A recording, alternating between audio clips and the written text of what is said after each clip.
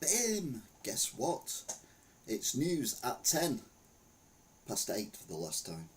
From next week it's going to be 10 past 10. So it's news at 10 past 10. Just remind you, I've written it up there so you don't forget. What I've got to do is talk about the week's news. A lot of stuff going on. None of it really good. Hang on, let's have a look. Oh, I'm live on YouTube. Who knew? Anyway, we have a look at the world news, the main news of the week, and then we look at the other news of the week, and then we have a bit of fun, and then we look at the breaking news of the week, of the day, or whatever. So yeah, a lot to get through. Hiya Angela, hiya Mark, hi T. Hi T.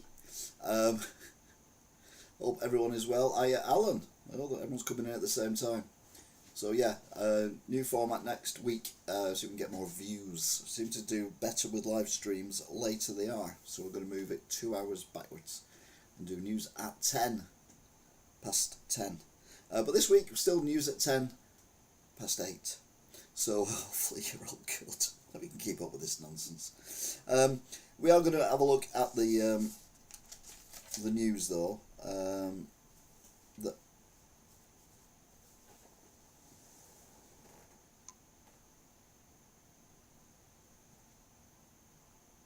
What's going on this week? The cat's being sneaky. I can hear it slowly doing something.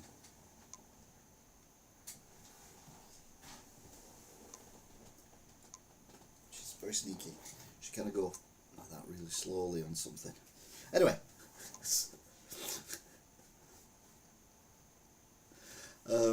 let's crack on.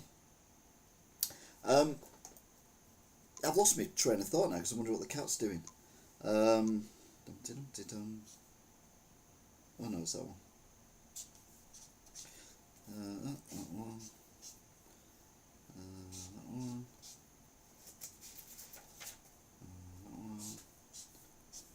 Is it me or is it really, really warm as well? As in Scorchio. Yeah, it's Scorchio.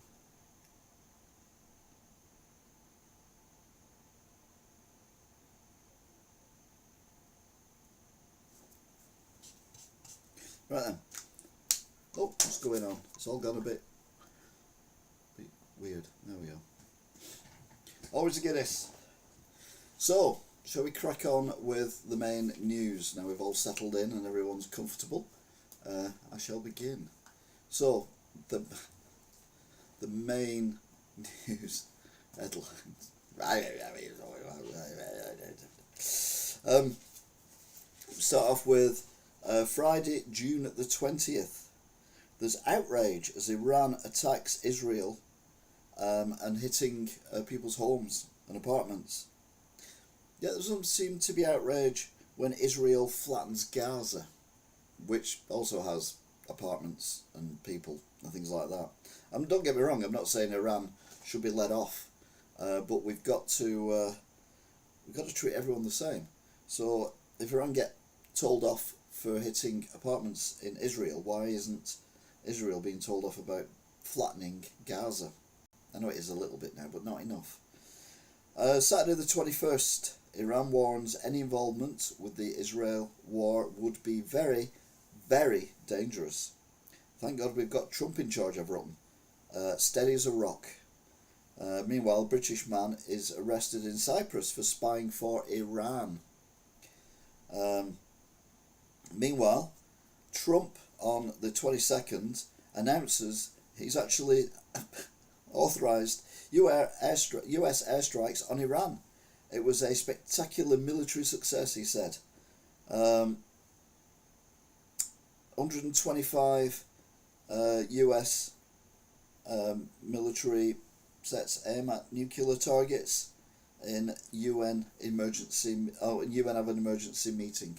So yeah, basically what's that there is the aftermath. All the what looks like blue dust is basically the concrete bunkers and everything underground that have been hit by these missiles, which basically bury down and then explode, so they cause as much damage as they can.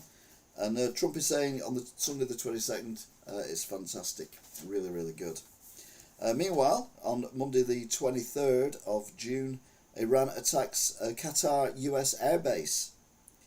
Trump says it was a really pathetic attempt. That's what he's saying, reading between the lines. He also thanked them for giving them warning of the attack. And I'm like, sorry? Iran rang up Russia to tell... Iran rang up Trump to tell them that they were going to send a few rockets over to retaliate. It's all very peculiar. It is a very, very strange world we're living in. And Trump also said that Iran got it out of his system. So that's good, isn't it? Tuesday the 24th, Trump swears about Iran and Israel ignoring the truce. Because he come up with this, we've got a truce, everything's over, it's all safe. The 12-day war is over. And, well, it just wasn't. Because, well, they both carried on firing rockets at each other. But now they've stopped, which is good. And then he flies out to Brussels for a NATO summit. And then today, Thursday the 26th, the US continued to say the Iran nuclear sites and its infrastructure for making nuclear bombs has been severely damaged.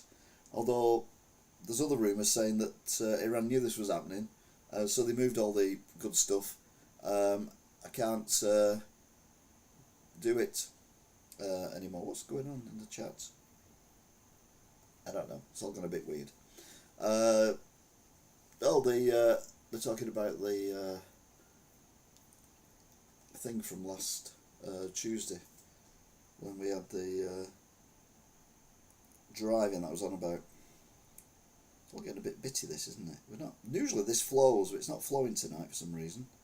But let's not worry about that.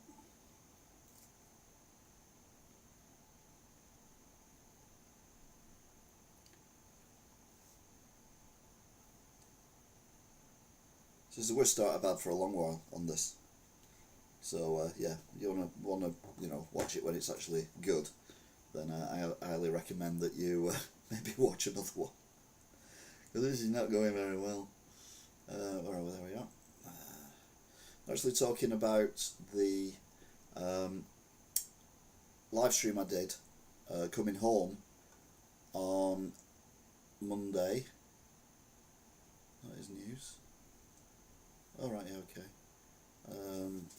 I'll go 0000001 bang, and then we will go back to which one we go to.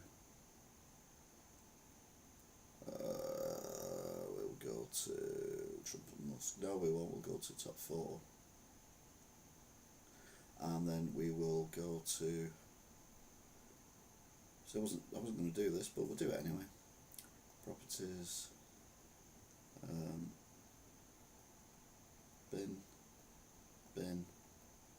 Bin. Add files. It's not there. Let's have a little one. There it is. These are the stats that we had on the live stream. So we had 606 views. Average is 424. Peak concurrence was 52 according to the computer. 5 new subscribers, 16 likes, and 200 what does that say? Chat things or something, I don't know. But yeah, it was total chats 266 chats, so that was there was a good chat thing going on as well. So yeah, thank you for that. Oh, you didn't see it, did you? Oh God. See, there's me being all clever. You didn't see it. There you go. So those are the facts and the figures from then. Why is it not working tonight? I don't know. Some days you have a good day, some days you have a bad day. At the moment I'm having a bad day. I don't think it's you, I think it's me. I'm just not zoned in for some reason. But anyway, that was the stats for the live stream I did coming home on Tuesday, where I just talk about what's going on around me and just chat about general stuff. Right, shall we crack on with the news again? So, we'll go to that one. So yeah, the week's news. On Friday the 20th of June, MPs vote for assisted dying bill to come into law. Now basically what I understand of this bill is if it's been diagnosed by 2 or 3 doctors that you've got terminal illness, you've got less than 6 months to live, then I don't know if it's the judge anymore now or whether it's 3 other people.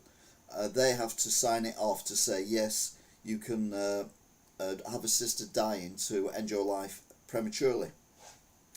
Now, that all sounds nice and lovely if you are in that situation, but as I've said before, I feel it's the thin end of a very big wedge.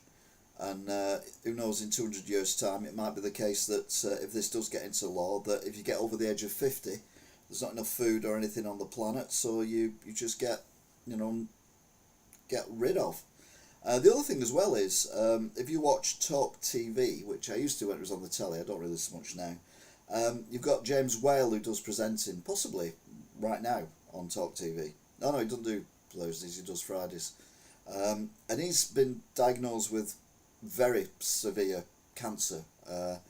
Even did a show on Talk TV for not Christmas gone, the Christmas before that, because he wasn't going to live long enough to see that Christmas. He's had 2 Christmases since, and he's still recently been on air as well. Now, if he's in that situation, would have he been pressured to go for assisted suicide? Because you're not even going to see Christmas, you're going to be ill, you're going to be in pain, you're not going to be able to do anything.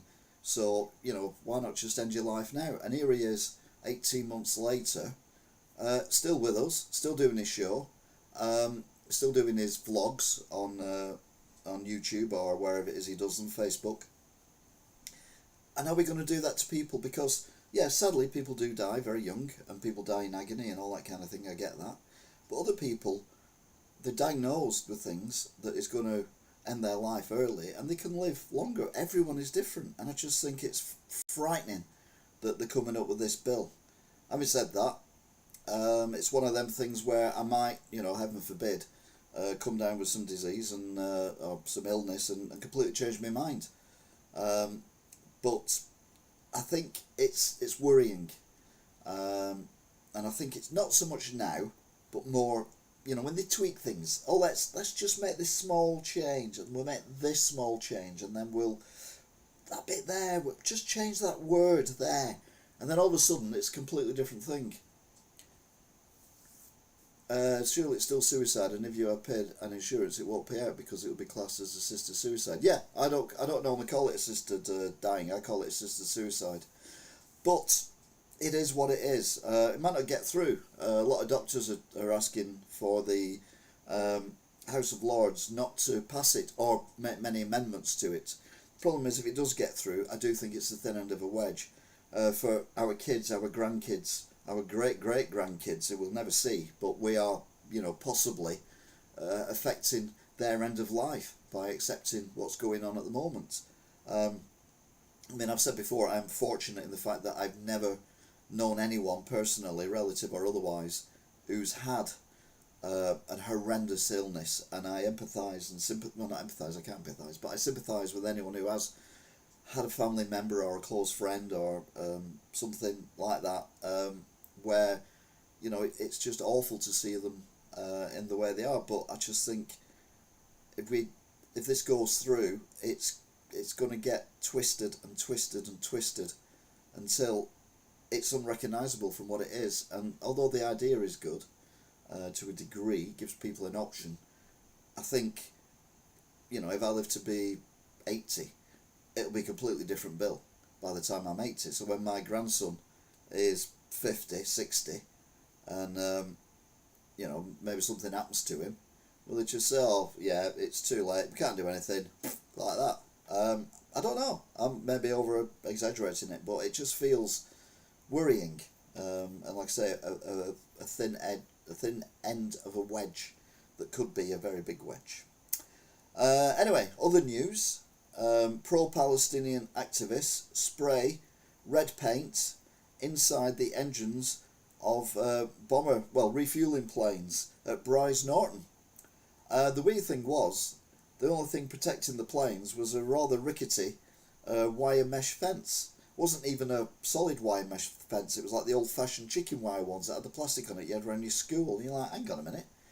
Bryce Norton, I've heard of Bryce Norton. I know it's one of the most important military bases in the country, and they've just ridden through on an e-scooter. I mean, there's got to be questions asked about that. But obviously, these people have done this activity which has caused these damages to the planes, which is like £15 million or something, even more. And they won't be able to fly for a while because they're going to have new engines and all that kind of thing.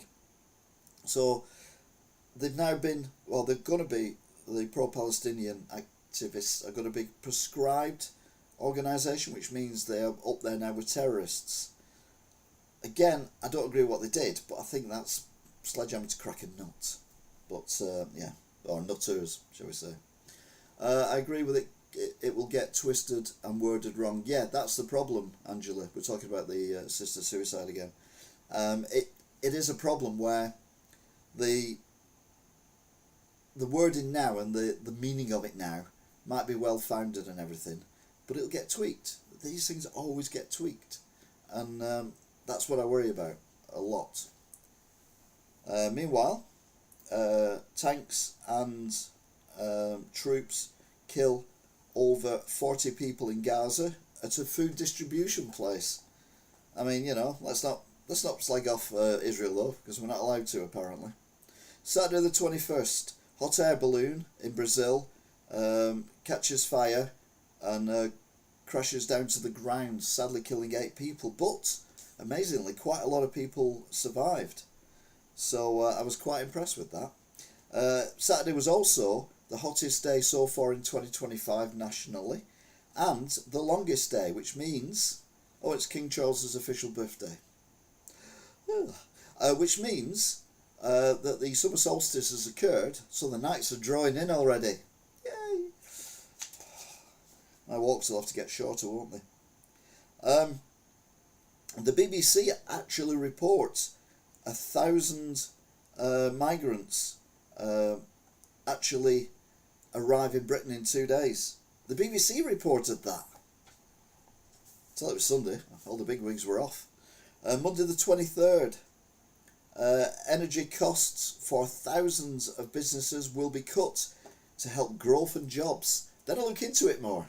No, it's only for heavy industry, so steel workers, steel manufacturings and that kind of thing, that use a lot of energy to produce items. So obviously steel is an energy intensive thing.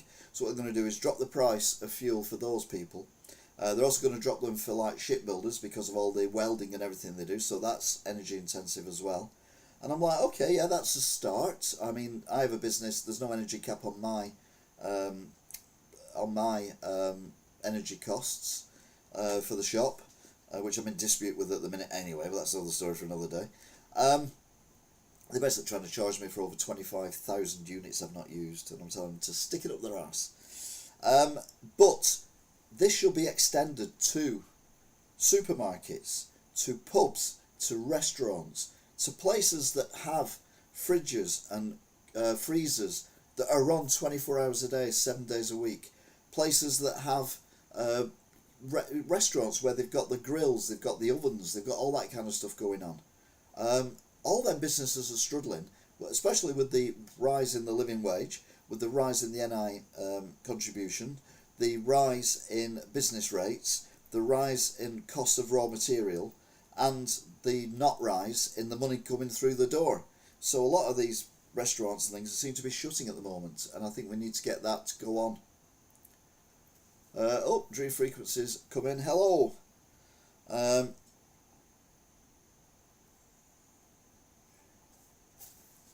Zelensky, this is Monday the 23rd again, meets King Charles and Keir Starmer. Poor sod. I mean, he's got a war on in bloody Ukraine. You know, people have been trying to invade him and killing all his people, and he's got to meet the King and Keir Starmer on top of that. I mean, you know, this man's bad luck never ends. 80 Labour MPs say they will vote against the benefit reform, which I kind of agree with. I think there are people who swing the lead and have benefits that they shouldn't have, but I think this is sweeping measures to save £5 billion on a 280 odd billion pound payments that go out every year, which is nothing, but it's going to affect the wrong people. What they need to do is concentrate on the people who are literally taking the mickey, and get them to either get into work or stop screwing the taxpayer over. Hotspur Press Mill catches fire in Manchester. It was about to be modernised or developed into apartments and student accommodation, but sadly it caught fire. Spectacular. I mean, if you're going to go out in a ball of fire, then I think that Hotspur Press Mill did very well. It did feature weirdly in one of my videos 5 years ago when I was walking around Manchester, and actually talked about the Hotspur Mill, because it says it on in the brick, white brick, it says it on Hotspur Mill. And I was waffling on about Tottenham Hotspur on it, or no, Arsenal on it or something, because obviously I get everything wrong when I was doing my walk rounds. And it looked like a building that needed to be saved, but sadly not. It's just gone up in flames and will be demolished. Deliberate? Well, no one knows how it started yet, but I mean, it was well ablaze. And mills don't catch fire like that, unless they're wooden inside. Is it that old that it was wooden inside? I don't know. But there was a spate of mill fires a few years ago, including Ray Mill in Duckingfield. And Ray Mill in Duckingfield was a brick and concrete building which burnt to the ground. And I'm like, it wouldn't do that, because concrete doesn't burn. The stuff inside would burn, but yeah, the whole thing just burnt. So obviously, in my opinion, something was put in that to make it catch fire. Has Hotspur Press Mill been a victim of the same thing? We don't know. We might never know, because the fire was so intensive, but it just seemed a spectacularly solid wall of flame throughout the building, which is not a small building, all the floors and out the top. I mean, spectacular, yes, but for the wrong reasons, unfortunately. Tuesday the 24th, the government warns UK must actively prepare for war in the UK for the first time in years. Now, a lot of people have said to me, and I think I mentioned this before, we've got these migrants coming over in the boats. I mean, most of them are, women and children, we know that. There's a very small amount who are men of fighting age, because obviously, that would raise concerns, wouldn't it, if it was just men of fighting age coming from Iran into the country and then getting spread out throughout the entire country. And there's now more of those than what there is of our army. Yeah. Have we accepted a Trojan horse? People are saying that to me on a regular basis at the moment. Are these dinghies a modern version of a Trojan horse that we're welcoming in with open arms? I mean, I'm not, but other people are. It's worrying. Have we got sleeper cells everywhere? Or again, is it just conspiracy theorists gone mad? Sadly, we'll find out in time, and hopefully it's the last one. The Daily Express said that, but there's nothing about that in the news.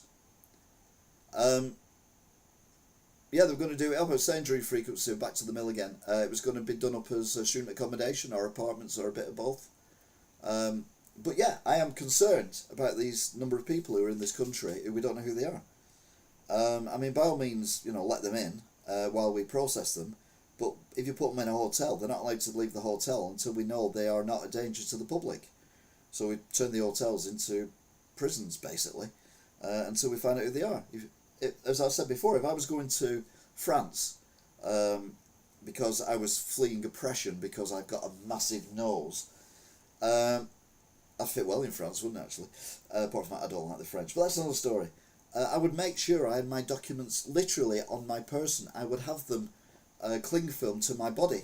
So if I was going over on a boat, if anything happened to me and I ended up in the water, then hopefully they'd be able to identify my body.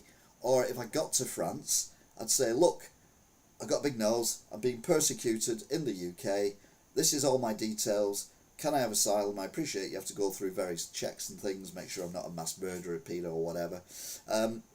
But, can I have asylum? That's how I do it. But no, it's just very, very peculiar. Someone asked what they are here for, and he said army. Yeah, I mean, it does feel like we're being invaded. I mean, the irony is we're an island. We're still getting it. Don't get me wrong, I know there are some people who are genuine and some people who deserve to be here on merit and all that. They have a genuine reason to be here in the UK. Well, yeah, deport a lot of them, never mind processing them, they're illegal immigrants. Yeah, definitely get us out of the ECHR. I mean, that doesn't mean we'd go around chopping their heads off or anything daft like that. But yeah, they get here, they go straight back to France. France won't take them. We'll drop them in parachutes out of a plane over France. There's ways of doing it. Maybe a bit extreme, but we're getting there, aren't we?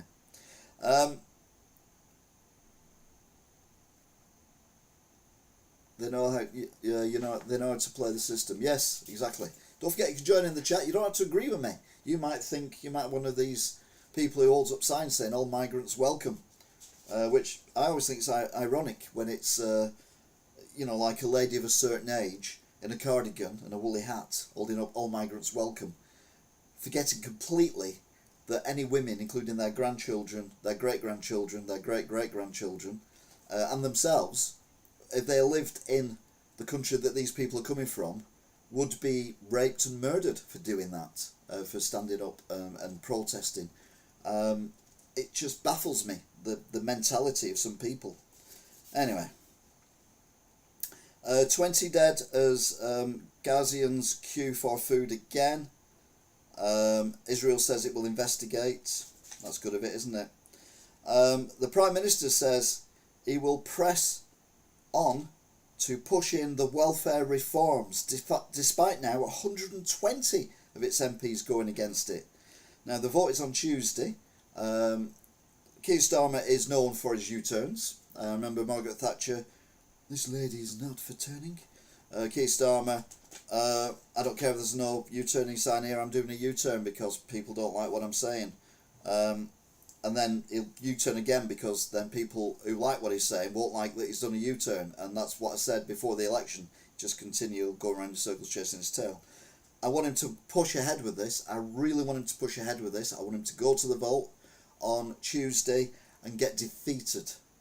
And then hopefully Labour will have a wake-up call and think, you know what, we need to get this muppet out of here, get rid of Rachel from accounts, get rid of the entire cabinet, and get people in who've got like at least half a brain cell between them. And maybe a matter of compassion for the UK people, the UK population. It's not going to happen.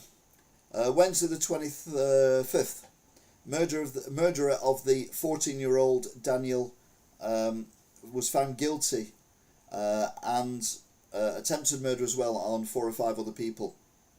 Now, I'm going to contradict myself here because I like contradicting myself. It's great fun. A bit like Keir Starmer, I like a good U-turn every now and then. I'd said before, assisted dying, assisted suicide is going to turn into something horrendous in the future if it gets through. Very slowly, but it will turn into something which it's not meant to be now, but it will do because that's what happens with laws. They get tweaked and tweaked and tweaked. Death penalty. We got rid of the death penalty years and years ago after particularly a gentleman with learning difficulties was hung, and it turned out he'd been set up by someone else who committed the murder that he was hung for. There was other issues going on as well, but that was one of the main ones that the public said we can't go on, killing people in the UK who've committed crimes. Yeah, I now am starting to think that if it's 100% that this person has committed these crimes, why are we paying for them to stay in jail? He's not been jailed. He's not had a sentence yet, but I would imagine it's going to be life because he used a samurai sword on a 14-year-old boy from behind. Poor lad, Daniel had no chance, and then he attacked other people, including police officers, and he was caught with the sword, with the blood on it, with witnesses, next to the body of Daniel. So 100% this is a guy who's done it. He should be executed. But this is where I push it a bit further, and you might not agree with this. Derek Bentley. Derek Bentley. Oh, is this the guy found guilty of murder? Sorry. I don't normally talk about... I don't give murderers the names because, well, that's what they do it for, isn't it? Publicity. Especially if it's like the bomber at the Manchester Arena and that kind of thing. I always think that it should be the suicide bomber who murdered and then name in order one of the victims and however many other people has been attacked in jail or whatever. I don't think you should give them name checks on anything like that. But no, he should be executed, but by samurai sword. However you murder people, you die that way. So you suffer the way they do. Forget this human rights thing. Oh, he's got a human right. He hasn't. Where's Daniel's human rights? Where's the 3 girls' human rights from Southport? Where's Sarah's human rights? The young girl who was murdered by her father, left in the house alone for at least one day, a body just abandoned in a house while they flew to Pakistan.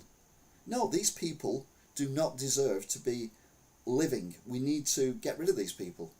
I mean, if there's any doubt whatsoever, then no, we can't do it. But other than that, yeah, eye for an eye. Oh, that was it, Derek Bentley. Yeah. Thank you, Stephen O'Neill. I don't recognise the name, so you might be a newbie. Derek Bentley, yeah, guy with learning difficulties, that's what it was on about. But there was no conclusive proof then. They kind of hung anyone for anything. But I mean, if you've got actual proof, like we've got with the coward in Southport, this guy and other people, why are we paying for them to live in comparative luxury, really?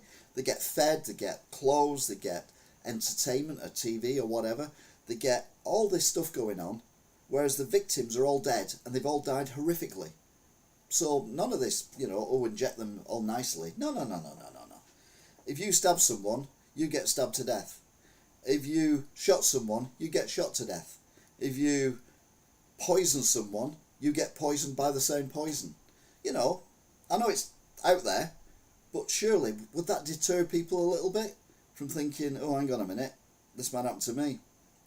But anyway, yeah, Stephen, it's not always this gruesome. I'd just like to say, I do have a little trigger warning up there. And I've also, if you're new to the channel as well, this is news at 8:10, but it's changing next week to 10:10. The screws are giving that Southport stabber a good hiding. Yeah. And rightly so. But should we be paying for it? We're moaning about not having spaces in prisons. Well, why are we keeping, these 100% nailed on evil people alive for possibly decades? I mean, the Southport guys, he's even 20 yet? He could live to be 70. So there could be 50 years of the taxpayer paying for him, while the poor girls, they don't even get to go to even big school. Never mind anything else, getting married, having kids. Took that away from them. Why should we pay for it? Anyway. And relax. Wednesday also, more than 120 backbenchers say they will rebel to Starmer's welfare reform. Starmer says with Rayner, we don't need a what? Oh, we will go ahead on Tuesday. But then Starmer runs off to the NATO conference. The NATO meeting agrees to a 5% GDP by 2035. And Starmer says it's the most significant summit since the Cold War. Now, if you're a youngster and you didn't live through the Cold War, and we're about to possibly go into something similar, don't panic. There's nothing you can do about it. I remember when we were at school in the late 70s, very early 80s, that we'd say to people on a Friday, see you on Monday unless we get nuked. And we kind of joking, but we kind of meant it at the same time. And nothing ever happened. I don't think, as I've said before, that nuclear war is going to actually occur worldwide. There might be some nuclear weapons flying around the Middle East, but I don't think it's going to escalate beyond that. At least I don't think anyone's daft enough to do that. As I've said before, cyber warfare all the way. You can destroy a country by basically taking out the internet, hacking the National Health Service, transport, energy providers, all that kind of stuff. Everything's online now. You can bring a country to its knees in 2 days, easy, without even setting foot on the place. So we will have to wait and see. That brings us to Thursday the 26th. He's a useless... He's scared of a leadership race. He's a useless idiot. Yeah, he is. He's an absolute fool, is Starmer. Talking of which, Thursday the 26th. Is Starmer about to U-turn over the benefit reforms? And I've written here, spineless waste of space. Keir Starmer. And I think that's being generous, to be fair. I think he's a wanker, really. NATO members agree, all of them, to raise their GDP to 5% by 2035. And Reform will be UK's largest party if an election was held today or tomorrow. It'll be today because it's Thursday. So that is the news so far. I can't see why it should not be restored for horrible crimes committed, like you say. Yeah, maybe killing them by the way they kill people is going a bit too far, but that's how angry I get about these things. I just think that people who... I mean, you know, people kill people by accident. I get that. So, you know, you punch someone having a fight after coming out the pub, they fall over, they crack their head on the curb, and they die. Well, you know, that's... You've still killed someone, but that's not the same as getting a samurai sword, running up to a 14-year-old boy and basically hacking chunks out of him until he's dead, and then attacking other people, including the police, and then get caught, filmed near the body of the poor child, and filmed running away from it, and filmed attacking other people, and then filmed attacking the police, and then having the blood on the sword that you're holding from all the people you've attacked. I mean, that is nailed on. You cannot get away from that. So that is a different case. You know, and heaven forbid, you know, you run someone over accidentally and kill them. Again, you know, it could happen to any of us. I do a lot of, well, I don't do a lot of driving, but I do drive. And it's always in the back of your head that, you know, when you see pedestrians, particularly kids or people who might have been at a pub, are they going to step out in front of me? Are they going to run across the road unexpected? And you've got to have... If you watch my driving videos, you'll hear me saying, you know, I don't necessarily talk about pedestrians, but I've got eyes on pedestrians. But I try and be aware of what's going on around me. And I often talk about cars that are behind me, what's going on behind me, as well as what's going on in front of me. Because you have to be spatially aware. Now, I'm not saying I'll never have an accident. I'm not saying that, you know, I would never be unfortunate enough to cause someone serious injury or death by driving. Because no one can say that. You just don't know. But... that is completely different from the cases I'm talking about, which includes the Southport murderer, Sarah's dad, who fled the country and left her body. I mean, I know she's passed away and she wouldn't know anything, but it's just the thought of your own daughter that you've killed just being abandoned while you flee the country. It's just horrendous. So these people, we don't need to keep these people alive. We don't need to pay to keep them alive. We don't need taxpayers' money to go into that. And that's where I come from on that one. It's just, it's not the best thing.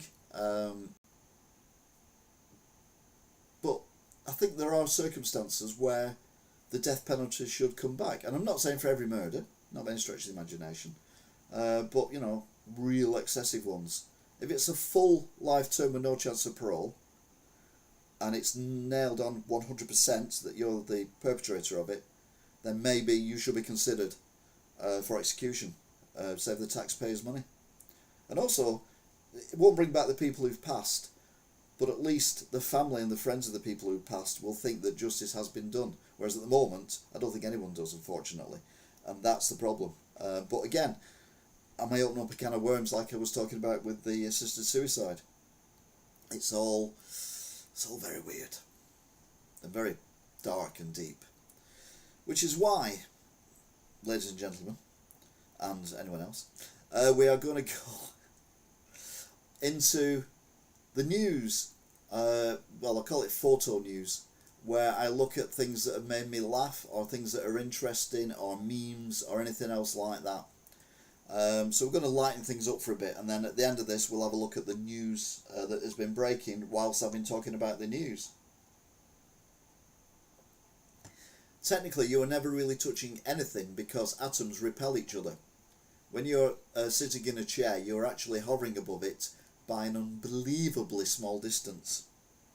Yet you can feel it. It's weird, isn't it? But yeah, I mean, you think of atoms, but you can't. I mean, they're just too small. Meanwhile, Elon Musk come up with this one. Oh, hey up, what's happened here? Oh, PC's gone a bit mental. What time are we getting the electric car segment? Shut up. SpaceX rocket spectacularly explodes. Elon Musk X tweets, it's just a scratch. It's a bit like when they explode when they're in the sky, and they call it unscheduled rapid deconstruction. Basically it blows up. So he said, oh, that was just a scratch. I don't think there are electric cars mentioned this week, because one of my loyal non-electric car fans has actually decided to buy an electric car, although it's not been delivered yet, I've noticed. So yeah, flushing a toilet actually sends fecal matter and other bacteria flying around your bathroom. It's best to put the lid down before flushing. Yeah, it doesn't really make that much difference though, does it? Research has found that flushing the toilet with the lid down could reduce airborne particles by as much as 50%. In addition to the visible drops of water that are generated upon flushing the toilet, smaller droplets that are just micrometers, atoms, in diameter also form and are propelled into surrounding air. These aerosolized droplets could contain fecal bacteria such as E. coli and spread disease. We've been flushing toilets for centuries, and I don't think we've caught anything like that from a toilet, unless you've got some really bad disease thing yourself. But no, we all know that if you flush a toilet and you've got bare legs, sometimes you can feel droplets of water on there. We also know that fecal matter and smells and everything float around the bathroom when you flush the toilet, because there's a bloody advertisement on the telly that tells you that bloody, what's it called? What is it called? That horrible stuff, Febreze. It kills all the bacteria and everything. Just get rid of the smells, it destroys them and all that kind of thing. And it's like, yeah. Sometimes you need a bit of bacteria, to be fair. Yeah, it is a bit poo. Let's move on. Oh no. Yoko Ono's music isn't easy to define. It is. It's all shit. And that's exactly the point. For decades she's crafted songs, murdered, that challenge expectations. Nope, never challenge my expectations. I know they're all going to be shit. Mixing raw emotion and experimental soundscapes. No, just shit. And the question at the bottom that you probably can't see, is there such a thing as a good Yoko Ono song? The government advised keeping the toilet lid down when the COVID pandemic started. I didn't know that. There you go, you see. But I live on my own, so I don't mind wallowing in my own fecal matter. Sorry.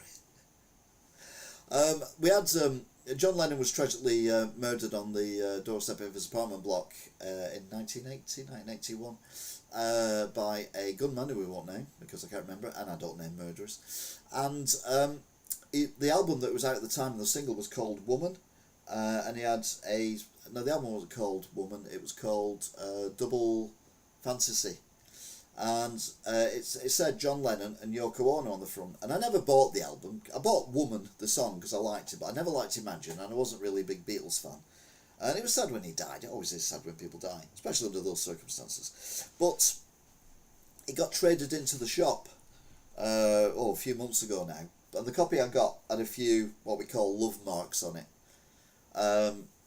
We don't mention murderers. No, he's the guy who does Match of the Day 2, isn't it, Mark Chapman? Yeah, no, he's alright, you can mention him. And the side one was John Lennon singing all his songs, Woman and all other nice songs. And then I flipped it over, expecting more John Lennon. And it was that silly mare going, I'm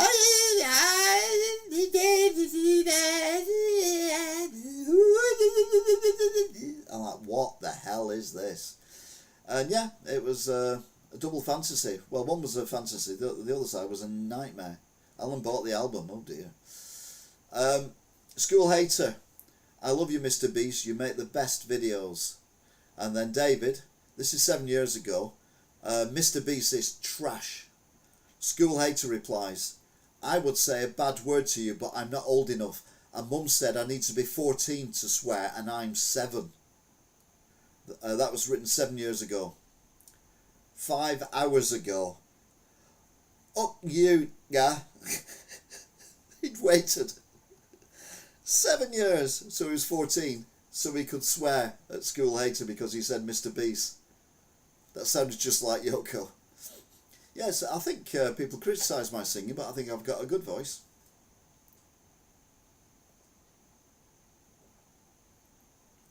Adi Shanka said his vision for a Duke Nukem adaptation is a middle finger to everybody, adding, I don't intend on having anyone tell me what to do on this one.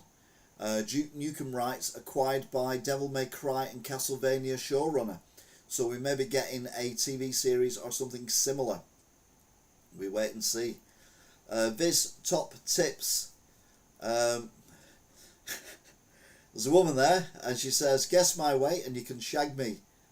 Let's say she's not a small lady. So someone shouts 3 stone.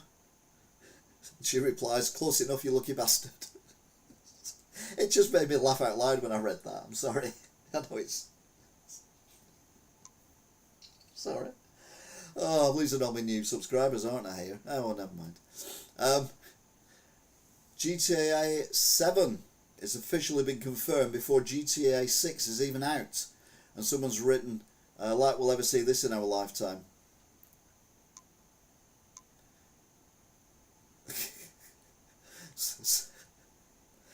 Stephen O'Neill. Is he from Preston? I didn't realise Chappers was from Preston.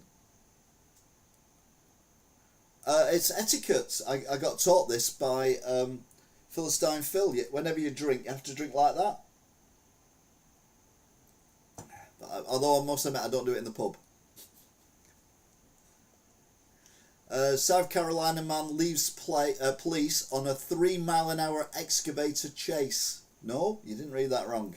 A South Carolina man is going viral after leading police on what might be the slowest police chase of all time, topping out at just 3 miles an hour. Just after 3:30 a.m, North Charleston police spotted a large piece of construction equipment slowly crossing Highway 78. At first it didn't raise alarms. It could have been part of a late night work crew, but minutes later officers get a burglary call from a nearby business that has been heavily damaged, and sure enough the excavator was now creeping away from the scene. So they chased it, but you're not going to get in front of them, are you? It reminds me a little bit of the what was it? He's a murderer, so I can't mention him. O.J. Simpson, when he did his very slow police chase on the freeway back in the 80s. Police initiated a pursuit, but high speed doesn't exactly apply. The chase lasted over an hour and barely outpaced a casual trot. At times, officers had to stop their cars just so they didn't accidentally pass the suspect. Blue lights flashed, sirens blared, and loudspeakers announced the driver was under arrest, but he kept rolling. After an hour and 12 minutes, the man drove into the Charleston County Fairgrounds, where the excavator got stuck. He tried to flee on foot, but a drone tracked him through the fairground until the K9 unit closed in and made the arrest. The 53-year-old suspect is now facing charges of failure to stop for blue lights and 2 counts of malicious injury to property. His bond was set at $22,000. Commentators online couldn't believe how long it took to stop him, with one asking, at what point do you just get out and knock on the guy's window? Another summed it up perfectly. The chase lasted 1 hour and 12 minutes and 36 foot. Wouldn't it be done for dangerous driving and slow driving? Yes, more than likely. But no, hilarious.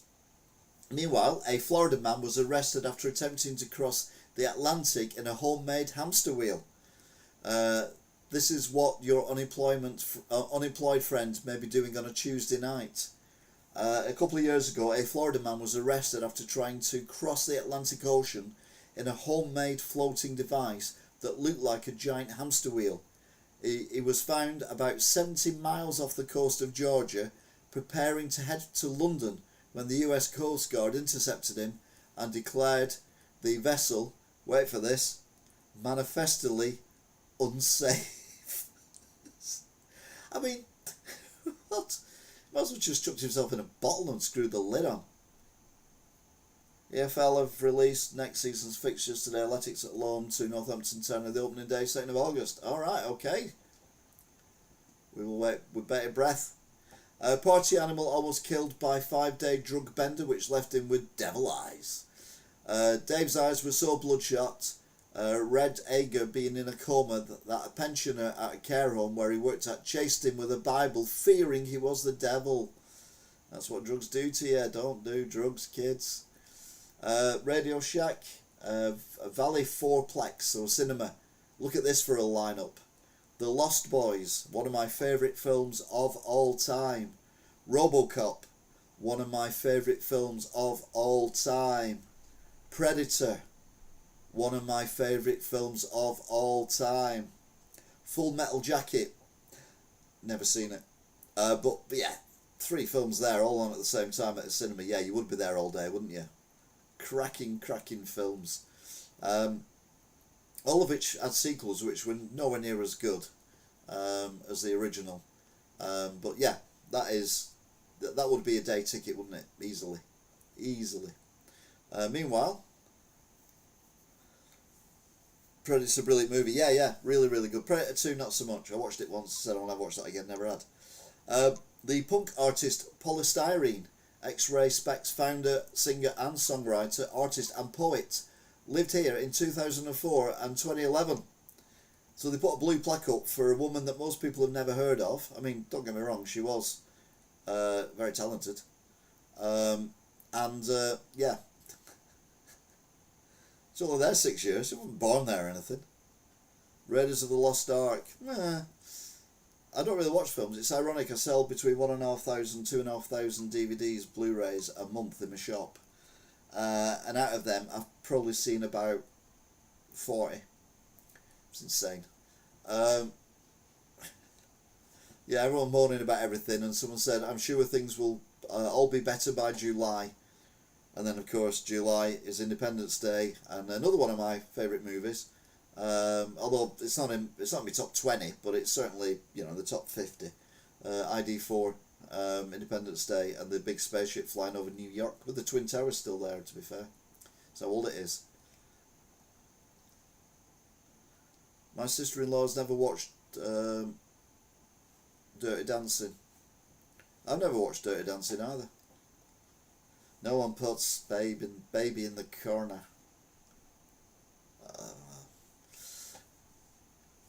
The scene you find funniest in British sitcom history. I mean, I'd just say all the Fawlty Towers.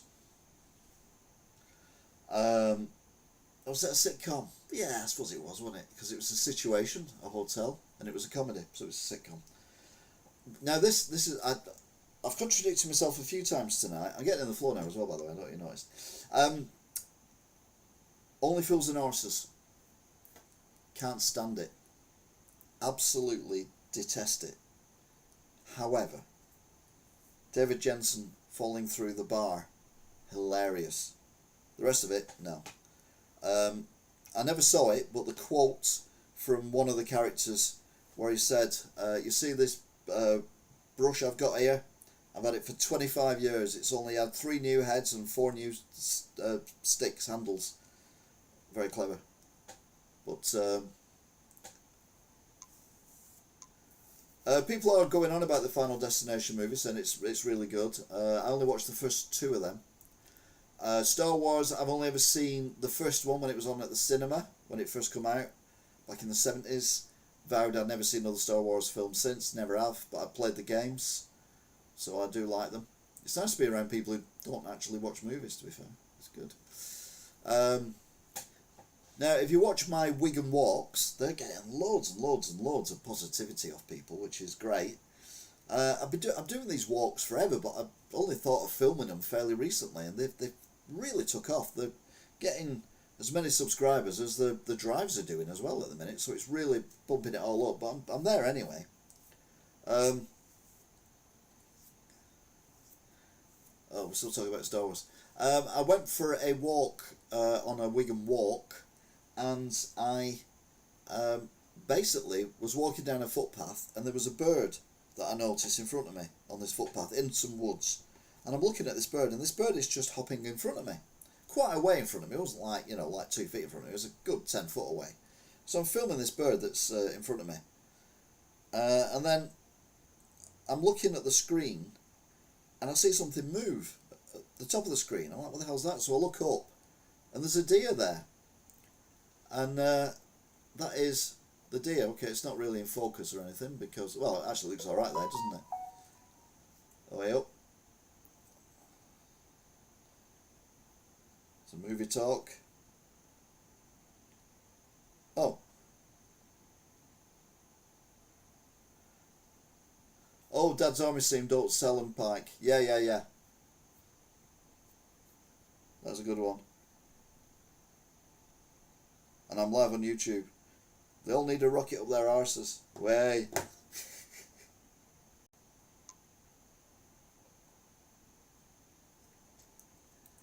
But that was still I took of the deer. And if I'd have noticed it before it ran off, I'd have stopped. Because I think it didn't feel overly worried about me being there. But because I was walking on the bird, I kind of caught it. I saw it more in the thing than I did on the camera than I did in like real life. But no, it was one of them moments where you're like, we're in Wigan, we're in a literally post-industrial landscape, and there's a bloody deer there. I mean, there was a deer I saw a while ago when I was on the canal. It was much further away, and that was, it's supper or whatever, eating some brambles, and watched that for a little while and filmed that for a little while. But you only really saw the back end of it because it was kind of in the brambles. But no, that was proper deer. Oh, hello. Some might have said it was quite cheap. Yeah. The time you spend in the shower can determine how lonely you are. Lonely people take longer and hotter showers because it can replace the warmth they are lacking socially or emotionally. And this is from the American Psychological Association.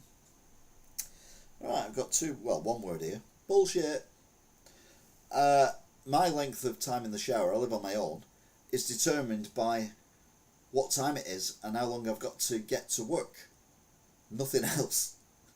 I don't stand in the shower and think. In fact, anything, I prefer cool showers rather than warm showers. So there you go. Salmon in the duggy. Well, there's trout in the duggy. That's what they built that thing for. The deer on your drive a few years ago. Yes, yeah, there was that deer on the drive that ran across me a few years ago. That was fascinating as well. Well, if you have a cold shower, well, that means that you're oversexed. I don't know. I don't know. I don't know. Oh, but yeah, you would be quick though, wouldn't you, Lee? Eh? You had a shower, you'd be quick, Lee. Sorry. I did try cold showers. I actually filmed one and put it on YouTube. Old man has cold shower, and yeah, it's not something I do very often. I like I don't like my showers to be boiling hot though. I like them to be just warm. Only people who were in the army had cold showers. Yeah, we used to have them at school as well. If you've ever seen Kes, where he's in the shower and he climbs over the side of the shower and legs it. Well, those were the showers we had when I was at school. It was basically a corridor with shower heads all the way down. There was no cubicles or anything, and you kind of walked in one end, had a shower, and walked out the other end, and then dried off while the teacher was watching you. It seemed quite normal at the time. Apparently they don't do that anymore now. Well, some schools don't even have showers, or they only have like 1 or 2 cubicles just in case people get really, really dirty. But yeah, back then everyone saw everything. But yeah, it was the 70s. No one cared really about that then. It was all right. Where was I going with this? Yeah, but sometimes the heating wouldn't be working, so the showers would be cold. And then other times you do your games, PE or whatever, and the shower would be so hot it would literally burn your skin off. But none of us had showers at home, and we didn't even have a bath when I was at school at home. So for me, it was like the only way of having a shower. Although I didn't see it like that at the time. But yeah, you get shampoo in your hair. He'd give you a squirt of his shampoo out of his bottle, the white shampoo stuff that you put on your hair. With shampoo on it, and so we'd all smell nice for the next day. Anyway, yeah, showers. Trump, talking of showers, Iran has officially responded to our obliteration of their nuclear facilities with a very weak response. I mean, that's typical Trump, isn't it? And that's when I said they actually thanked them for warning them about their particular weak response. Quite interesting QI. Cannibalism isn't illegal in the UK. Angela, mute the sound for a minute and don't look at the screen. Feeling a bit squeamish. In 1988, performance artist Rick Gibson ate a canopy of human tonsils on London's Walthamstow High Street. 1 year later, he publicly ate a slice of human testicle.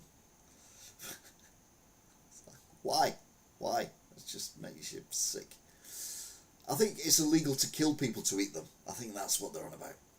A Domino's worker in Japan hiked Mount Fuji to deliver a pizza to a climber who paid $962 for the service. That's pretty good. Yeah, they were hardly ever warm. You didn't mind though, did you? Because it was a bit of fun. You were getting a bit cleaner than what you were, and and then everyone was flicking towels at each other's afterwards as well.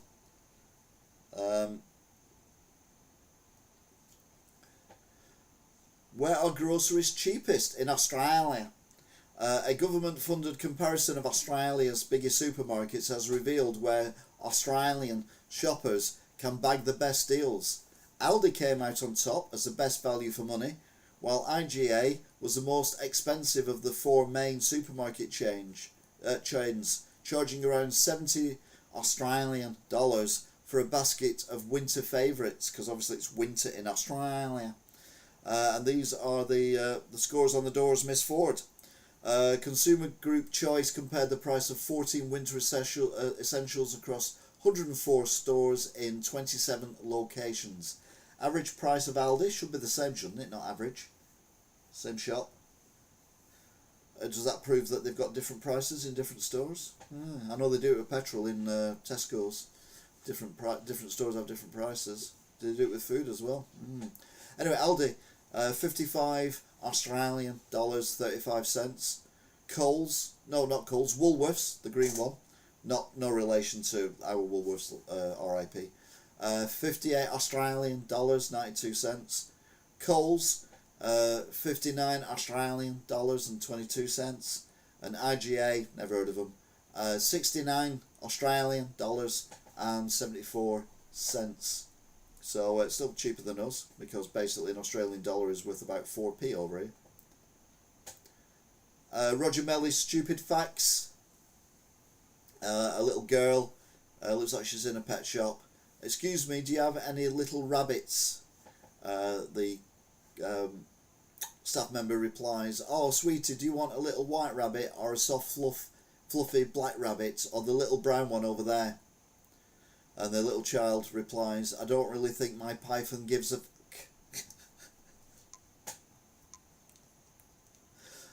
Oh, sorry, it made me laugh. I have got that Viz sense of humour, the old Viz. And it's nice to see they're still coming out with stuff. Danny Trejo has a clause in his movie contracts that requires his villainous characters to die by the end of the film. He wants children to learn that crime doesn't pay. Who would let a child watch one of his films.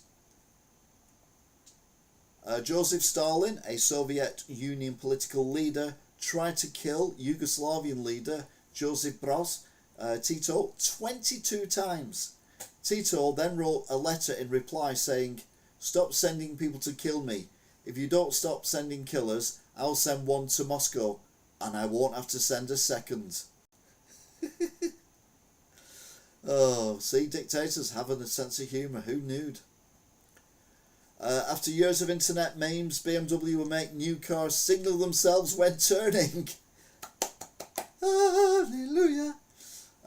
BMW has developed an innovative eye-tracking technology that automatically activates turn signals when drivers look in their mirrors and attempt a lane switching, finally addressing the decades-old stereotype that BMW drivers never signal.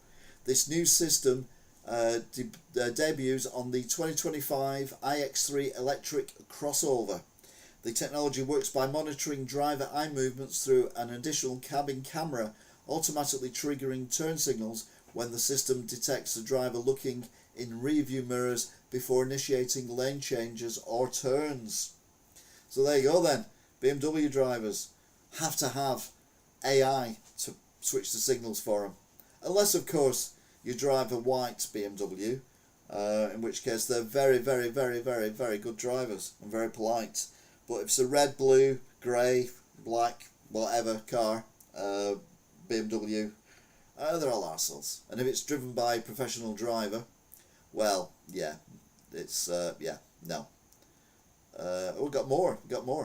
If a driver attempts a manoeuvre without proper mirror checks, the car actively resists by staying in the lane and refusing to execute the movements, essentially forcing proper driving habits through technological intervention.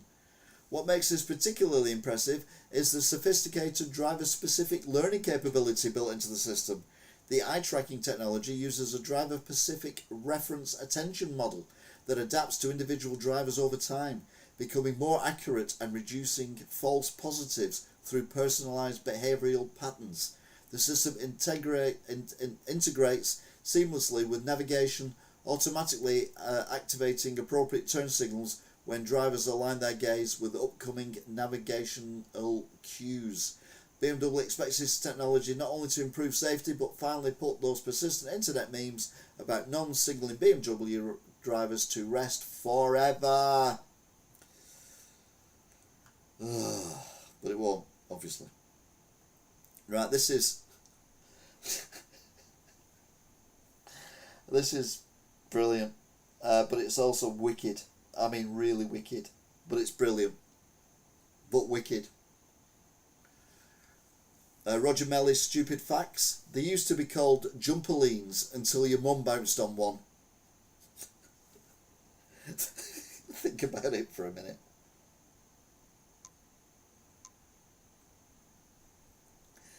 Used to be called jumperleans till your mum bounced on it. What they call now? Trampolines.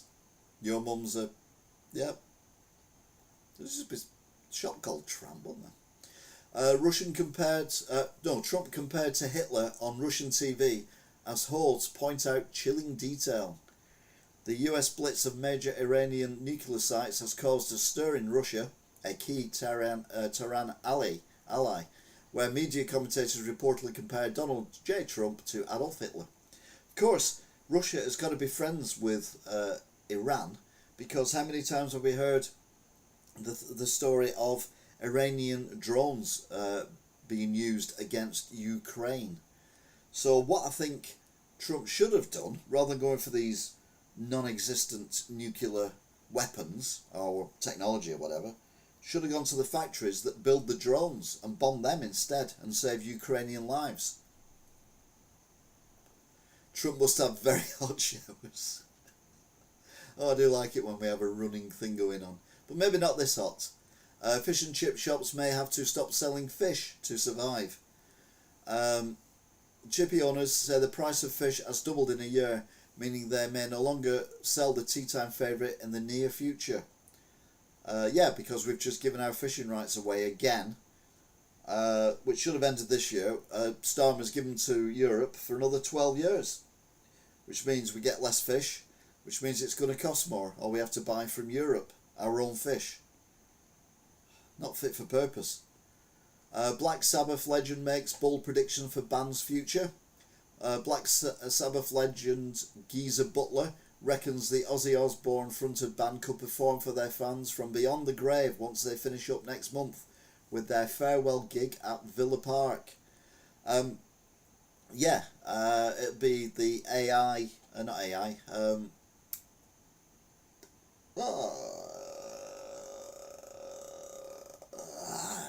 hi, not hieroglyphics,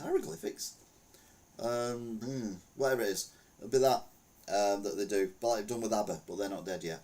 Or alternatively, with being Black Sabbath, and it is Ozzy Osbourne, just clean his bones up, and then put motors to them and a little speaker, and you can have his bones performing live on stage, because he'd love that, Ozzy Osbourne. Can you imagine?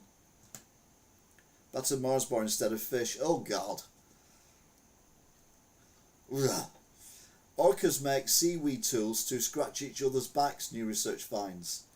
Killer whales were observed detaching legs of seaweed and massaging each other with it in the wild, a new study has suggested, making waves in the scientific community. It's a piece of seaweed that is between two whales. They might just be playing with it. I don't think they're giving each other a massage. It's all very, very peculiar. This is gruesome. Dead bodies with shackled hands and feet wash up on beach in Mallorca. Horror. An investigation has been launched in Spain after a number of bodies were found in the sea at a popular holiday destination with hands and feet shackled. I mean, what is this? Is this the 1820s or something? Horrendous. As in Scotland, yes. Battered Mars bars. Useless burger caught after he ran a bath in a stranger's home to escape the wife. A man identified only as Joe was found in a stranger's house having just run himself a bath and made a batch of food, claiming he was on the run from his wife. Oh well, at least he cooked for him. That's nice. Now, this is tool making. Clever animals that make their own tools, from digging chimps to rocket otters. Now, we've all seen the videos of chimps using sticks and twigs and things to poke into holes in termites infested logs, and then licking them like a lollipop, getting all the termites out and having a nice meal that way. We've all seen otters with they have a pouch apparently for their favourite stone that they keep on them, and then they get the stone out, put it on the belly when they're in the sea, and then they get the shell of the what they're going to have for the tea and smash it on their belly until it breaks, and then they can eat it using tools, which is great. And then you see birds and other animals who get bread, and rather than eating the bread, they take the bread to the nearest pond or river or whatever, put it in the river, and then wait for the fish to come up, and then have a nice tasty fish instead of a piece of dry bread. And they probably eat the bread as afterwards as well. But yeah, we are doing a lot of there's a lot of animals doing tools, but I don't think killer whale. I know killer whales are intelligent, but I don't think they're massaging each other. I think it's just they're having a bit of fun. Like dolphins have sex, don't they, for fun? They don't have sex just to have babies. So maybe killer whales just like, rubbing up against each other with a little bit of seaweed or something, because they won't feel it, would they? I don't think their skin is that sensitive, because if it was that sensitive, they'd freeze to death, all the blubber and everything. No. People who spend too much time on phones could suffer brain rot, says Boffins. A new finding has shown that people who look at their phones all day long have less grey matter, causing memory problems and difficulty making decisions. I mean, I look at my phone all the time, and I don't think that's what was I saying? We're up. Yeah, let's put the next picture up. Go for that one, or shall I? Don't want to go for that one, or whether to go. I'll do that one. Yeah, but yeah. Anyway, going back to the phone thing. No, I mean, I look at my phone all day, and I don't think it makes me lose my memory or or not make decisions. Yeah, I'll do that one. No, hang on, no, I'll do I'll do that one. Real life Barbie laid to rest in doll box as mourners admire tight pink outfit. Real life Barbie, Dikiva Kiev Steed, 39. 39? It's no age, is it? Had a send-off that was somewhat lavish, with a Barbie-themed wake that saw more than 100 people pay their respects. And I've got to admit, that is pretty cool. I mean, 39 is no age, but obviously real-life Barbie. So they've put her in a coffin, a casket that is a Barbie case. I mean, obviously a very rich person, but yeah. I mean, if you're going to go out in style, go out in style. What would I go in if I was in a box that was made for something I'm on? I do.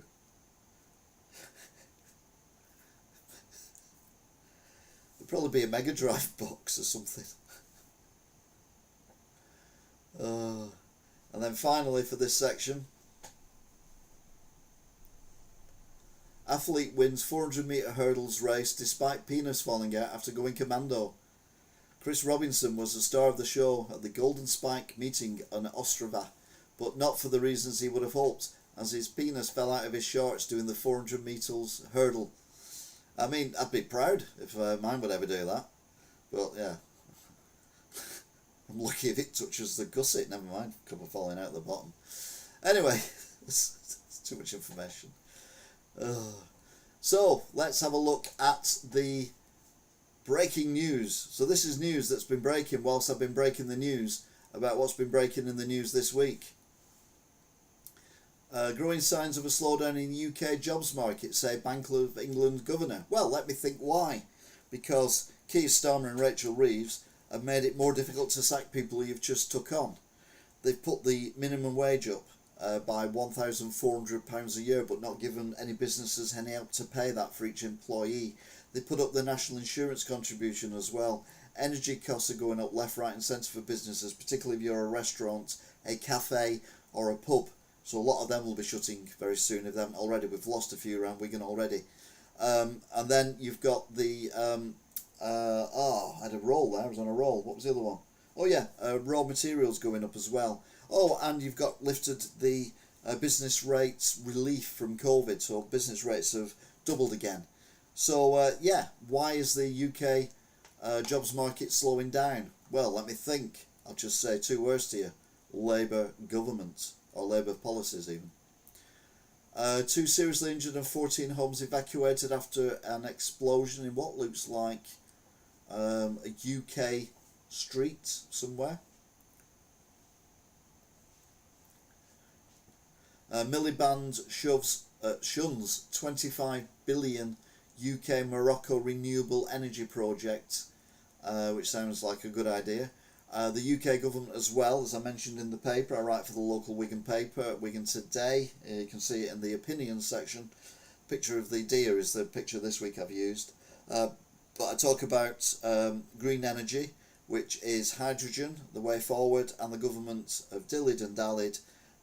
One of the biggest companies in the world for green energy, green hydrogen, wanted to make a plant here and employ lots of people, make lots of money, employ lots of people, which will pay lots of taxes, and we've become a world leader in green hydrogen, and the government have lost it, and £1 billion of interest, £3 billion or whatever it is, of interest and money that was going to come into the northeast has been sent out of the country.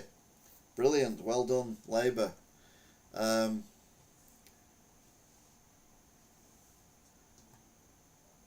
Shell has no intention of making an offer to buy BP after £60 billion takeover rumours. So next week I'll be talking about BP being owned by Shell.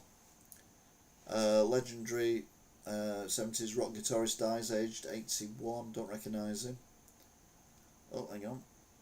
GB News interrupted for breaking news as Keir Starmer left humiliated again. One in, one out migrant deal with France to tackle channel crossing. Okay. and there's a picture there of a migrant boat full, overfull of people, and I'm looking at this picture. You can't see it, but there's a picture here. It's in the Telegraph, so if you look at the Telegraph website, you'll probably see the picture. It was only 49 minutes ago this was published, and you can see quite clearly that the boat, as the government say, is full of women and children, and there are hardly any men on there whatsoever. Yeah, I might be bullshitting there.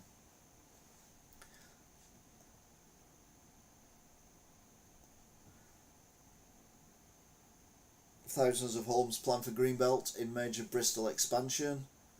Reform will win more seats if general election took place now. No trains to or from Stockport railway station for most of August. One of Britain's richest men is moving his business out of London after Labour's non-dom tax raise. Ex-Barclays CEO loses appeal against UK ban over Epstein ties. First picture of good guy 22 killed trying to stop a brawl on a busy West London street. Late night trams confirmed for Oasis Eaton Park shows in Manchester. If you've got your tickets, your trams will still be running after it's finished, so that's good news. Train derailment causes chaos in London. Teenager runs reform-led council after leaders shock resignation. Crisis in Spain as UK tax deals huge 7.5% drop in key exports. Oh dear. Claire's Accessories put up for sale with a future of 281 stores in doubt. We've got one in Wigan.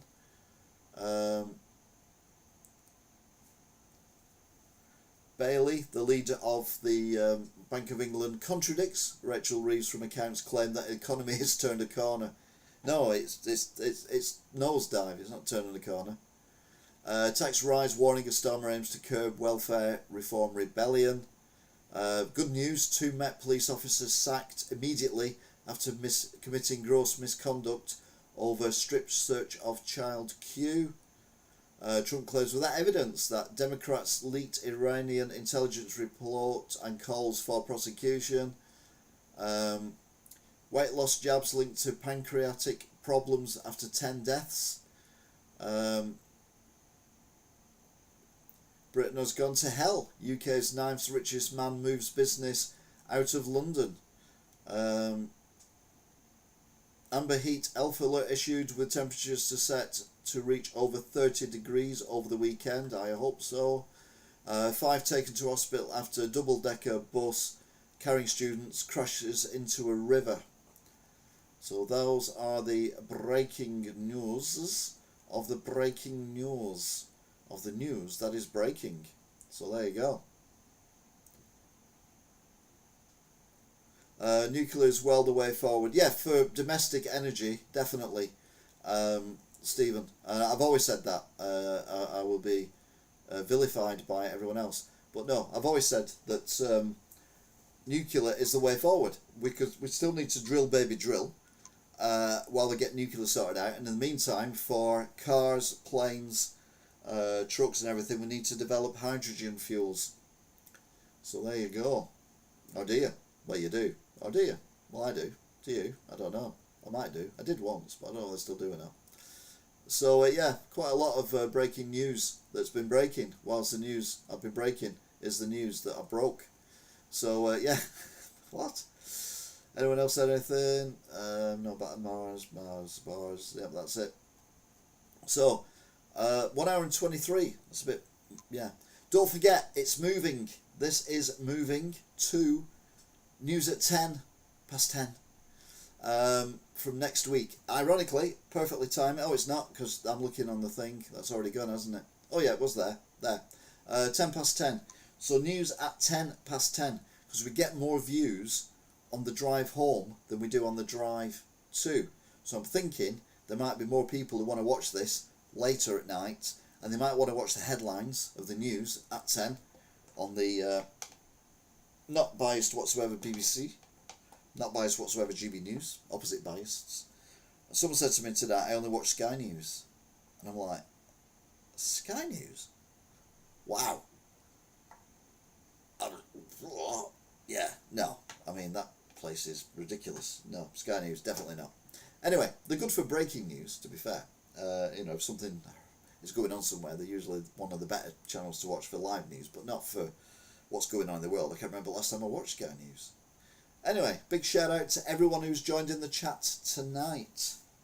So T and Angela, Viva Mark, Alan Barton, Dream Frequency, Stephen O'Neill.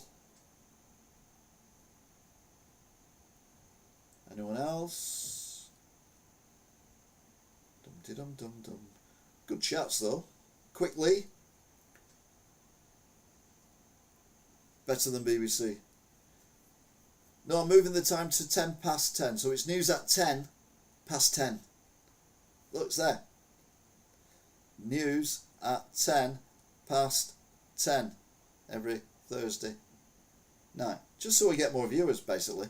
Because, I'll be honest with you, there's a lot of work goes into this and we don't get a lot of views because I think it's on too early. So people might be having the tea or watching Corrie or Emmerdale or whatever's on, I don't know. So we're going to do it at 10 past 10. And we'll see how it goes. If it's not better, I'll move back to 10 past 8 because it goes through at midnight then a bit more. But yeah, so just be a warn. Oh, you meant Sky News? No, well, I think you'll find. You know, not blow my own trumpet or anything. No, I wish. I think you'll find that news at 10 past 8 stroke 10 is the best news in the world. That's called news at 10 past 8, 10. So there you go then. Yeah, there were some serious topics in there, Great Lee, but yeah, we've got to have a bit of fun as well with it, haven't we? And yeah, we cover, that's the thing about this, we cover really, really, really, really gruesome stuff and really, really disturbing stuff and horrific stuff. But then at the end of it, we can have a bit of a laugh at other stuff because we need cheering up, don't we? The world is not in a great place. And so, yeah. Anyway, I'd like to thank you all for being here and watching and enjoying. We've had 72 views, average of 916. We've had 10 likes. We've got 8 people watching at the moment. We've got a chat rate of 5. We've had the highest number of views was about 12 or 13 at one point. So no, it's all good. So I will say thank you very much for watching, if indeed you still are, or listening, because it is a podcast as well. I will be seeing you until next time.